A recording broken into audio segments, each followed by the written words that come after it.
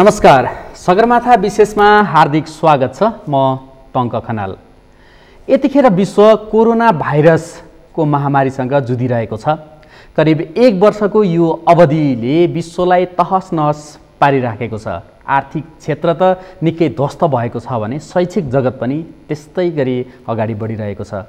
1 वर्षदेखि एउटा शैक्षिक सत्र विद्यार्थीहरू विद्यालय विश्वविद्यालयमा नगइकन व्यतीत गरिसकेका छन्, परीक्षाको तयारी गरिराखेका छन् भने अब आगामी शैक्षिक सत्र पनि कसरी जान्छ, यो शैक्षिक सत्रलाई कसरी पूर्णता दिने भन्ने खालको बहस पनि अहिले भइराखेको छ।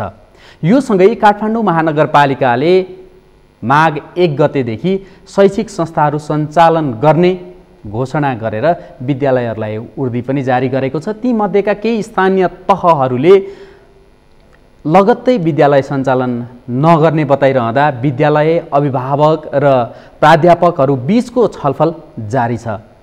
आज हामी यो कोरोना कहरले शैक्षिक जगतमा पारेको प्रभाव, यो प्रभावलाई अब निरुत्साहित बनाउनको लागि र यो प्रभाव समाधान गर्नको लागि, यो समस्यालाई सधैँ समाधान गर्नको लागि के गर्नुपर्छ, विद्यालय विश्वविद्यालयको पाठ्यक्रमलाई कसरी अब समायोजन गर्दै जाने, यो शैक्षिक सत्रमा विद्यालय नगइकन अनलाइन तथा विभिन्न माध्यमबाट अध्ययन गरेका विद्यार्थीहरूको परीक्षा कसरी लिने लगायतका विषयमा केन्द्रित रहेर आज हामी कुराकानी गर्छौँ। हामीसँग कुराकानी गर्नका लागि एकाडेमिक काउन्सिल सदस्य पूर्वाञ्चल विश्वविद्यालयका प्रहलाद कार्की हुनुहुन्छ। उहाँ कान्तिपुर सिटी कलेज काठमाडौँका प्रिन्सिपल पनि हुनुहुन्छ। आउनुहोस् उहाँलाई स्वागत गरौँ।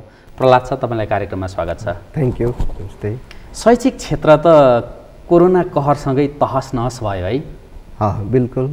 तपाईँ आफै पनि एउटा कलेज सञ्चालक, विद्यालय सञ्चालक अनि एउटा विश्वविद्यालयको एकाडेमिक काउन्सिल परिषदको सदस्य पनि। कसरी लिनुभएको छ यो समस्यालाई? अब यो समस्या समाधान गर्ने कसरी? पहिलो कुरा त के हो भने यो हामीले बोलाएर आएको होइन कोरोना, एकदमै होइन। यो एउटा पेन्डेमिक हो र अर्को कुरा यो ग्लोबल डिसास्टर नै हो। यो त्यसले गर्दाखेरि डिसास्टरको समयमा हामीले अपनाउनु पर्ने जति पनि कुराहरू थिए ग्लोबल स्ट्यान्डर्डमा, जस्तो WHO देखि लिएर हाम्रो जुन युनाइटेड नेसनले जस्तो खालको चाहिँ मतलब हामीले अपनाउनु पर्ने कुराहरू उनीहरूले भन्दै जाँदाखेरि र त्यो रिसर्चबाट जुन आउटकमहरू निस्किएको थियो त्यो लेभलमा हामीले गर्न नसकेको धेरै मतलब इभिडेन्सेसहरू छन्। अब जस्तै के तिनीहरू के छन्? अब जस्तो त्यतिखेर एजुकेसनको उसमा चाहिँ मैले भन्दाखेरि के हो भने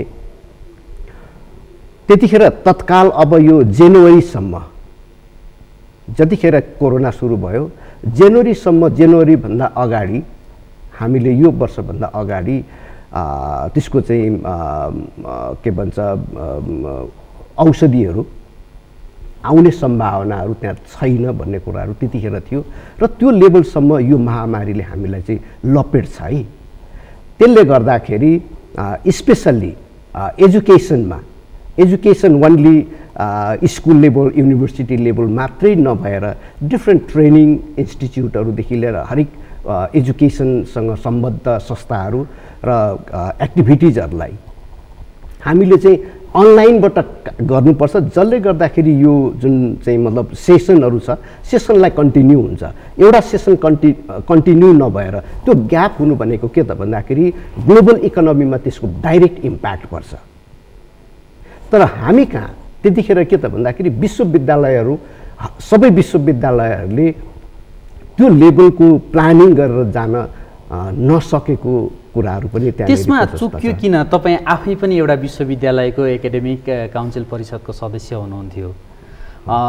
तपाईँ लगायत तपाईँ एउटा विद्यालयको सञ्चालक पनि।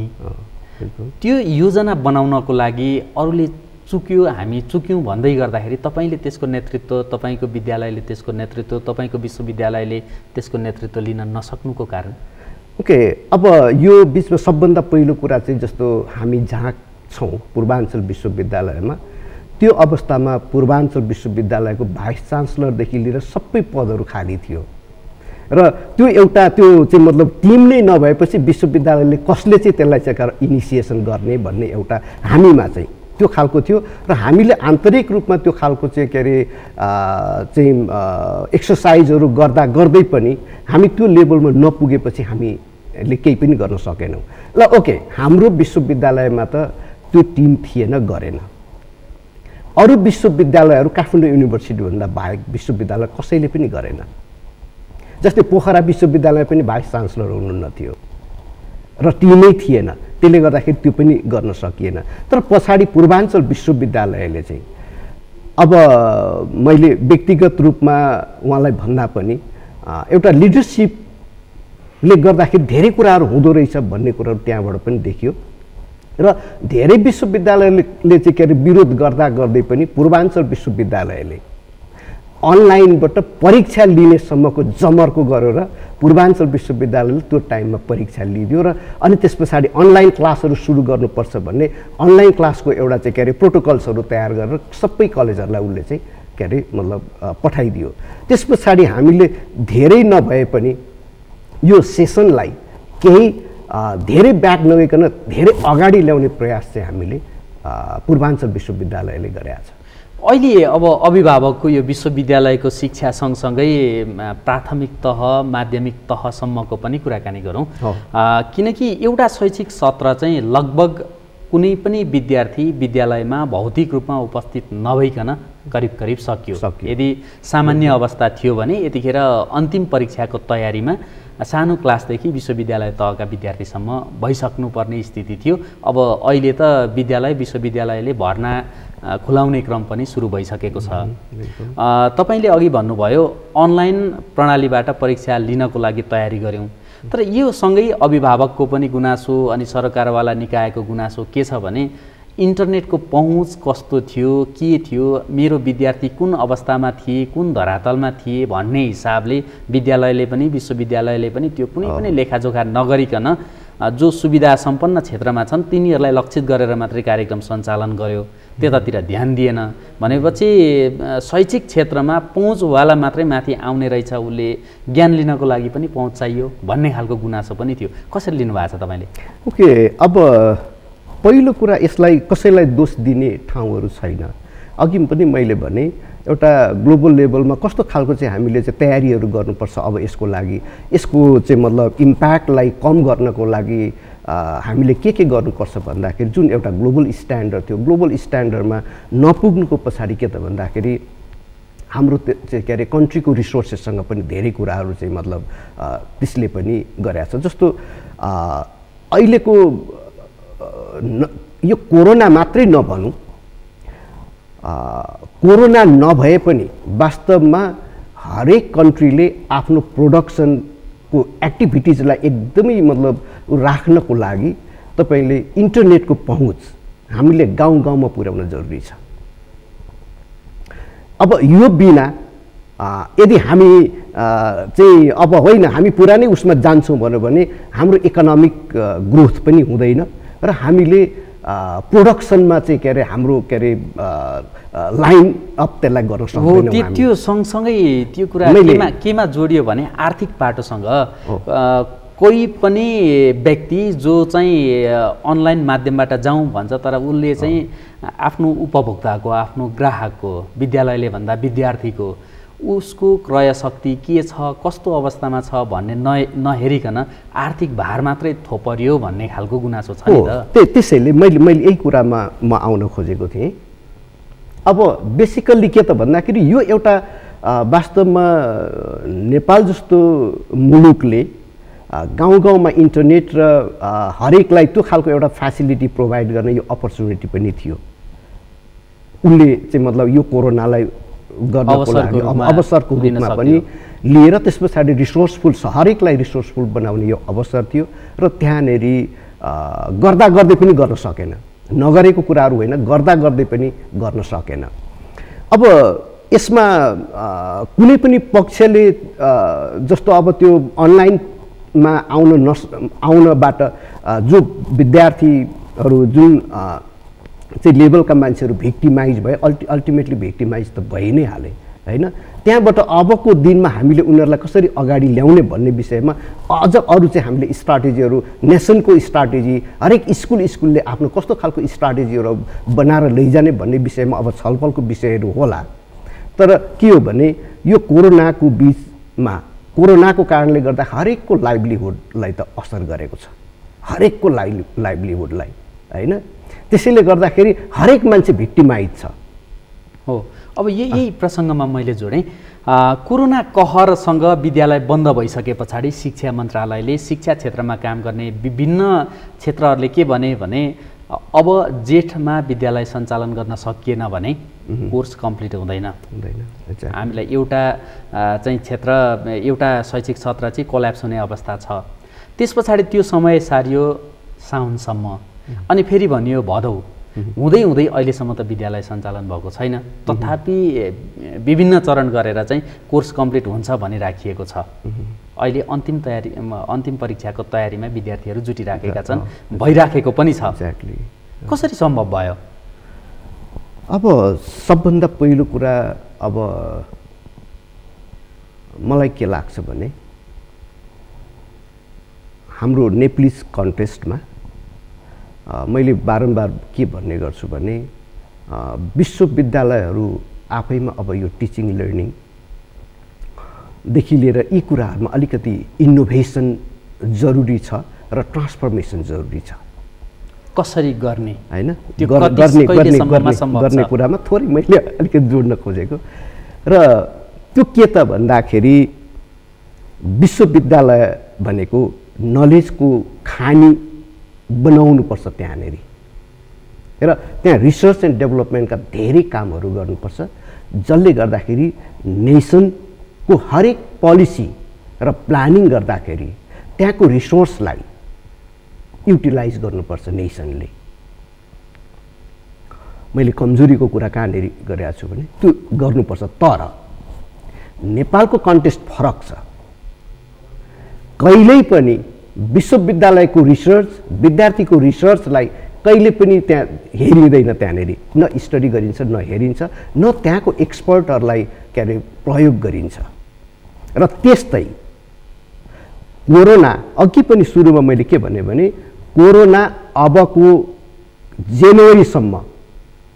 जनवरीसम्म कोरोनाको इम्प्याक्ट रहन्छ, त्यसको लागि तपाईँहरूले प्लानिङ गर्नुहोस् भन्दै गर्दाखेरि नेपाल गभर्मेन्टले के भन्यो भने 2 महिना पछाडि अब स्कुल खोल्छ, 3 महिना पछाडि खोल्छ, 4 महिना पछाडि हामी परीक्षा गर्छौँ, 5 महिना पछाडि परीक्षा गर्छौँ भनेर चाहिँ उसले बारम्बार आफ्नो चाहिँ दिएको तपाईँले धेरैवटा पत्र पत्रिका र उनीहरूको चाहिँ के अरे नोटिसहरूबाट त्यो देख्न पाइन्छ, होइन? त्यो चिज सही हो। हामी सक्षम सही तरिकाले हामीले चाहिँ के अरे यो कोरोनाको इम्प्याक्टलाई हामीले मिनिमाइज गर्नको लागि त्यो सही तरिका थियो या सान्त्वना दिने अवस्था मात्रै थियो? मैले भन्न खोजेको के त भन्दाखेरि हामीले परिस्थितिलाई आङ्कलन गरेनौँ।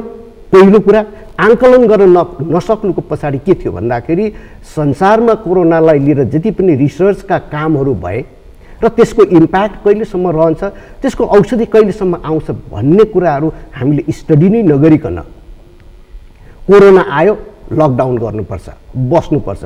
अब यो सकिहाल्छ नि, अब 2 महिना पछाडि सकिन्छ, हामी अर्को काम गर्छ, कहिले पनि त्यो प्लानिङको लेभलमा। अब जस्तै व्यवस्थापनको काम, व्यवस्थापनको उपस्थिति कहिले भन्दा जब क्राइसिस हुन्छ, जब समस्या पर्छ, त्यो समस्या समाधान गर्नको लागि व्यवस्थापन, नत्र अरू बेला त नर्मल अवस्थामै चलिरहेको छ, व्यवस्थापनको कुनै पनि भूमिका चाहिँदैन।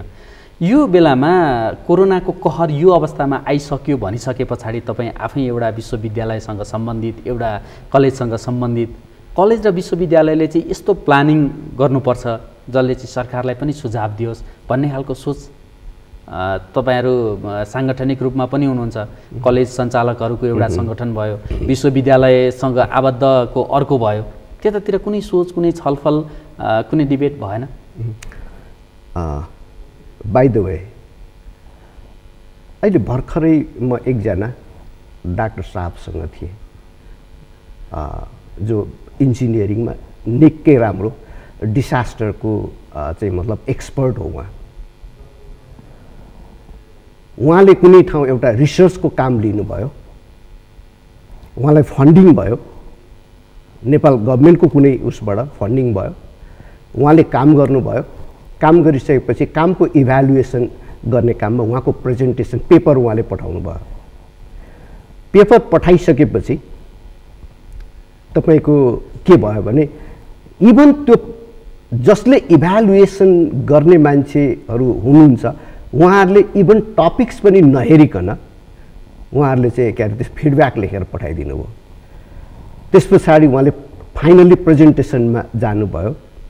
प्रेजेन्टेसनमा जाँदाखेरि स्टिल जसले सोध्यो उहाँहरूले इभन त्यसको चाहिँ के अरे तपाईँको टपिक्स पनि नहेरिकन उहाँको पेपरमाथि चाहिँ के अरे कमेन्ट्सहरू उहाँले आयो। अनि त्यस पछाडि ओहो यो त काम नगर्नु, यस्तो फन्डिङ लिएर कुनै रिसर्च गर्नुभन्दा त नगर्नु नै बेस्ट रहेछ।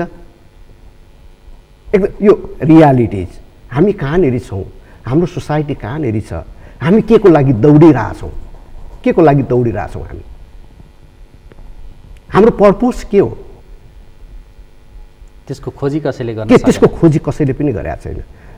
तपाईँको अहिले मैले भन्दाखेरि जस्तो एजुकेसनको अरू नै कुराहरू थियो होला यहाँको होइन, एजुकेसनमा हामीले हेर्दाखेरि तपाईँको ग्लोबल टिचिङ लर्निङको चाहिँ मतलब ऊ चाहिँ कसरी त्यसको डाइनामिक्सहरू कुन कसरी चेन्जेस भइरहेछन् तपाईँले अहिले हेर्नुहुन्छ भने एकदमै भेरी फ्यु स्टुडेन्ट्सहरू कलेजमा गएपछि विद्यार्थी पास हुनु पर्दैन, पढेपछि पास हुनु पर्यो नि, पास हुँदैन। किन पास हुँदैन विद्यार्थी? किनभने न हाम्रो टिचिङ लर्निङ ठिक छ,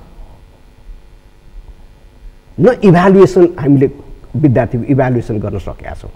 अब यहाँ दोषी को त? तपाईहरू आफै हामी चाहिँ उच्च धेरै अङ्क ल्याउने बनाउँछौँ, तपाईँ मेरो कलेजमा आउनुहोस्, मेरो विश्वविद्यालयमा आउनुहोस् भनेर आह्वान गर्नुहुन्छ, तर जब त्यहाँ आबद्ध हुन्छ त्यस पछाडि उसको नतिजा एकदम नकारात्मक हुन्छ। यसमा दोषी को? एक्ज्याक्टली, दोषी सबै हाम्रो पर्सेप्सन नै दोषी हो। सुधार्ने कसरी? पर्सेप्सन कसरी दोषी भन्दाखेरि होइन, त्यो त त्यसलाई परिवर्तन गर्न चाहनेले परिवर्तन त्यो ठाउँबाट परिवर्तन हुनु पर्यो। हामी त बारम्बार कराइरहेछौँ नि, हामी बारम्बार आफ्नो ठाउँबाट बोलिरहेछौँ, तर नेसनले के त भन्दाखेरि तपाईँ मैले अहिले अघि भने नि मेरो एउटा साथीले गरेको रिसर्चको टपिक्स नै नहेरिकन कमेन्ट हुन्छ भने मैले राख्ने कुरा, मैले बोल्ने कुरा जुन ठाउँबाट चाहिँ मतलब आउनुपर्छ, जसरी त्यो चिज हरेकको चाहिँ मतलब रिसर्च भएर आउनुपर्छ, त्यो रिसर्च त्यो सिस्टम नै छैन हामी कहाँ। हो, विरोध गर्ने परिपाटी छ, विरोध बन्दका कार्यक्रमहरू धेरै भए हामीले विगतमा हेऱ्यौँ होइन, तर त्यो समस्या जब जुन ठाउँमा हुन्छ नि त्यहाँ हामीले किन विरोध गर्न सक्दैनौँ? किन त्यहाँ लामो समयसम्म रिसर्च गरेको त्यो व्यक्तिले मैले यो गरेर चाहिँ रिसर्च गरेको थिएँ, यो फिडब्याकले मात्रै पुग्दैन भनेर प्रति प्रश्न गर्न सक्दैन? किन कमजोर बन्छ त्यतिखेर त्यहाँ? त्यतिखेर पनि हामीले अब यसलाई मैले यसरी हेर्छु, त्रिभुवन विश्वविद्यालयको धेरैवटा रिसर्च डिपार्टमेन्टहरू थिए होइन। कुनै समयमा त्रिभुवन विश्वविद्यालयको रिसर्च नेपालको पोलिसी बनाउँदाखेरि ती रिसर्चहरू प्रयोग गरिन्थे होइन। आज ती रिसर्च सेन्टरहरू धराशायी अवस्थामा छन्। मैले यतिले मात्रै भन्न खोजेको। अब यसको पछाडि के छ त भन्ने विषयलाई हामीले नहेरौँ होइन। हामीले अब जस्तो शिक्षामा परिवर्तनकारी मतलब एउटा चाहिँ ल्याउनुपर्छ त्यो डाइनामिक्समा के त भन्दाखेरि तपाईँको विद्यार्थी अब नलेजको लागि, इन्फर्मेसनको लागि कलेजमा पढ्न जाँदैन। विद्यार्थी कलेजमा पढ्न किन जान्छ भन्दाखेरि भएको इन्फर्मेसनलाई कसरी प्रोसेस गर्ने भनेको त्यो टेक्निक सिक्न अब विद्यार्थी कलेजमा जान्छ। तर हामी के त त्यो टेक्निक होइन, सिद्धान्त मात्रै थोपरिरहेको हो, सिद्धान्त मात्रै थोपरिरहेछौँ। त्यो इन्फर्मेसनलाई कसरी प्रोसेस गर्ने भन्ने कुरामा त हामी पुगेनौँ क्या त्यहाँनिर। हो, ग्याप यहाँनिर छ र हाम्रो नेपाल मात्रै होइन, फेरि मैले स्पेसल्ली हाम्रो नेपाल मात्रै होइन होइन, त्यस्ता हाम्रो साउथ एसियामा इभन इन्डियाका केही इन्स्टिट्युसनहरू, बेटर इन्स्टिट्युसनहरू छन् जुन ए ग्रेडका इन्स्टिट्युसनहरू छन्। बाँकी साउथ एसियाको अवस्था करिब उस्तै छ सबैको। मैले नेपालको मात्रै कन्टेस्ट भन्न खोजेको होइन। अब यो सुधारको कुरा गरौँ। सुधारमा तपाईँ अघि मैले पटक पटक जोडिराखेको तपाईँ आफै सञ्चालक भएको एउटा विद्यालय, एउटा कलेज, अनि अर्को तपाईँ काउन्सिलको सदस्य रहेको पूर्वाञ्चल विश्वविद्यालय। यहाँबाट सुधार कसरी हुन्छ? तपाईँहरूले यो शैक्षिक सत्रमा के गरेर बिताउनु भयो? अबको भावी योजना के बनाउनु भएको छ? हो, एक्ज्याक्टली अहिलेको अवस्था पूर्वाञ्चललाई विश्वविद्यालयलाई लिएर हेर्दाखेरि पहिलो कुरा सबै भिसीहरू भाइस चान्सलरहरू विश्वविद्यालयमा जाँदाखेरि हाइली एकाडेमिसियनहरू नै हुनुहुन्थ्यो र सबैको कमिटमेन्ट थियो। पूर्वाञ्चल विश्वविद्यालयको कुरा म गर्दैछु, अरू विश्वविद्यालयको होइन। सबैले गर्न चाहेकै हो, तर विश्वविद्यालयमा किन ती खालका रिफर्महरू भएनन् भन्दाखेरि कोही पनि भिसीले आफ्नो टिम बनाउन सकेन।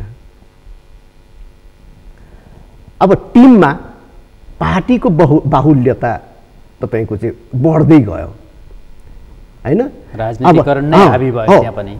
एउटा भाइस चान्सलर एउटा पार्टीको जान्छ, अर्को पार्टीको जान्छ, या त के अरे तपाईँको चाहिँ के अरे भाइस चान्सलर भएको बेलामा भएको रजिस्ट्रारले भाइस चान्सलरको लागि हालिदिने हैन, आफू पनि मतलब त्यहाँ ऊ बनिदिने। त्यसले गर्दाखेरि के त भन्दाखेरि पूर्वाञ्चल विश्वविद्यालयमा लामो समय हेर्दाखेरि के देखिन्छ भने त्यहाँ चाहिँ एउटा टिम नमिलेको कारणबाट विश्वविद्यालयमा जुन हुनुपर्ने रिफर्महरू भएनन्। र अहिलेको अवस्थामा अहिलेको अवस्थालाई मात्रै मैले हेर्दाखेरि के त भन्दाखेरि भाइस चान्सलर आफैको पनि स्टेप्सहरू विश्वविद्यालयको रिफर्म गर्नुपर्ने कुरामा उहाँको एकदमै ठुलो चाहिँ मतलब एउटा चाहिँ मतलब उहाँको भनौँ न भूमिका उहाँले चाहिँ त्यो खालको एउटा भूमिका निर्वाह गर्ने पनि सोच त्यहाँनिर देखिन्छ भने अर्को कुरा चाहिँ के त भन्दाखेरि भिसी स्वयंले अबको टिम चाहिँ फर्मेसन गर्ने जुन एउटा चाहिँ अब फर्मेसन पनि भइरहेछ हैन, त्यो फर्मेसन गर्दाखेरि के हो त भन्दाखेरि अब टिमले त्यो टिममा पनि एउटा जुन कामको लागि त्यो टिमले स्पेसल त्यो टास्क फोर्स जस्तो बनेर अब विश्वविद्यालयमा ठुलो रिफर्म हुने हामीले सम्भावना हामीले देखेका छौँ। र हामीले जसरी सोच्छौँ, हामीले जस्तो खालको रिफर्मको हामीले चाहिँ आवश्यकता महसुस गरेका छौँ, त्यो अर्थात् नेसनले हामीले होइन नेसनले चाहेको रिफर्म अब पूर्वाञ्चल विश्वविद्यालयमा हुँदैछ। र अब तपाईँकै नेतृत्वमा रहेको विद्यालय कलेजले अघि सुरुमा तपाईँले भन्नुभयो हामीले कुराकानीको सन्दर्भमा जो विद्यार्थी एउटा सोच लिएर कलेज जान्छ, कलेजले त्यो शिक्षा प्राप्त गर्दैन, त्यहाँ सबै दोषी छन्। अब फेरि तपाईँले चाहिँ विद्यार्थीहरूलाई मेरो कलेजमा आऊ, म राम्रो शिक्षा दिन्छु, समुन्नत शिक्षा दिन्छु भन्नको लागि तपाईँले के गर्नुहुन्छ? के भूमिका निर्वाह गर्नुहुन्छ? अब मैले चाहिँ यो त के त भन्दाखेरि अब म एज अ इम्प्लिमेन्टरको रूपमा छु। मैले अघि जे भने पोलिसीको कुरा गरेँ, मैले पोलिसीको कुरा गरेँ होइन, त्यो पोलिसीले त्यहाँ दिँदैन। त्यो पोलिसीले जस्तो पोलिसी भने के त भन्दाखेरि विश्वविद्यालयले कस्तो खालको करिकुलम हामीलाई दिन्छ, त्यो करिकुलमका रिक्वायरमेन्ट्सहरू के हुन्, करिकुलममा चाहिँ के अरे तपाईँको चाहिँ स्टुडेन्ट्सको इभ्यालुएसन कसरी हुन्छ, कस्तो खालको पेडागोजी त्यहाँनिर अप्नाइन्छ, यी सबै चिजहरू हुनुपर्छ। त्यो चिजहरू हुँदैनन्। त्यसले गर्दाखेरि डिफ्रेन्ट कलेजहरूले डिफ्रेन्ट पढाउने सम्भावनाहरू पनि देखिन्छ। तर स्पेसल्ली के छ भन्दाखेरि करिकुलमले एउटा निर्धारण गरेको टपिक्सहरू चाहिँ क्लियर हुन्छ, त्यहाँनिर चाहिँ हुँदैन। तर हरेक कलेजमा अब फरक फरक खालको चाहिँ के अरे विद्यार्थीहरूलाई होइन त्यही चिज कसैले इन्फर्मेसनलाई प्रोसेस पनि गराउँछ भने कसैले इन्फर्मेसन नलेजको कुरालाई मतलब चाहिँ के अरे बढी प्रायोरिटी दिएर होइन त्यसमा चाहिँ विद्यार्थीलाई इन्गेज गराउने पनि सम्भावना छ। त्यसले गर्दाखेरि म आफै पनि भन्दिनँ, म हामीले मात्रै गरेका छौँ भन्दैनन्। नेपालमा त्यस्ता कलेजहरू छन् जसले आफ्नो पेडागोजी के त भन्दाखेरि इन्फर्मेसनलाई प्रोसेस गर्ने पेडागोजीहरू अप्नाएर हैन विद्यार्थीहरूलाई चाहिँ मतलब काम गरेका स्कुलहरू पनि प्रशस्तै छन्। अब अन्तिममा विद्यालय अथवा यो शिक्षा व्यावसायिक बन्न सकेको छैन, धेरै समस्या छन्। सुधारमा कसले के गर्नुपर्छ? तीनवटा बुँदा मात्रै अन्तिममा छौँ हामी। सबभन्दा पहिलो कुरा त चाहे त्यो हायर एजुकेसन होस् चाहे त्यो स्कुल एजुकेसन होस्, पोलिसी ट्रान्सप्यारेन्ट छैन। गभर्मेन्टले बनाउनु पर्ने, यसलाई रन गर्नुपर्ने त्यो पोलिसीमा ट्रान्सप्यारेन्सी क्लियर आउनुपर्छ, जसले गर्दाखेरि हरेक संस्थामा इन्भल्भ हुने स्टेक होल्डरहरूले म यो गर्छु यसरी जान्छु भन्ने कुरो क्लियर स्ट्राटेजी प्लानिङ गरेर जान सकोस्। नम्बर 1। नम्बर 2, विश्वविद्यालयले अबको हाम्रो जस्तो कन्ट्रीमा अबको दिनमा रिफर्मको जरुरत छ, एकदमै मोस्ट नेसेसरी चिज हो यो। यदि त्यो भएन भने हाम्रा ग्रेजुएट्सहरू ग्लोबलाइजेसनको जुन फेजमा हाम्रा ग्रेजुएट्सहरूले त्यो लेभलको के अरे अपर्च्युनिटी नपाउने सम्भावनाहरू पनि रहन्छ। त्यस पछाडि थर्ड वानमा जस्तो हाम्रो नेपालमा विश्वविद्यालय त्यस पछाडि एफिलिएटेड कलेजहरू भन्ने छ। एफिलिएटेड कलेजहरू भने के त भन्दा यो भनेको के अरे शिक्षा भनेको राष्ट्रको एकदमै भयङ्कर ठुलो चाहिँ पहिलो चाहिँ मतलब पूर्वाधार हो।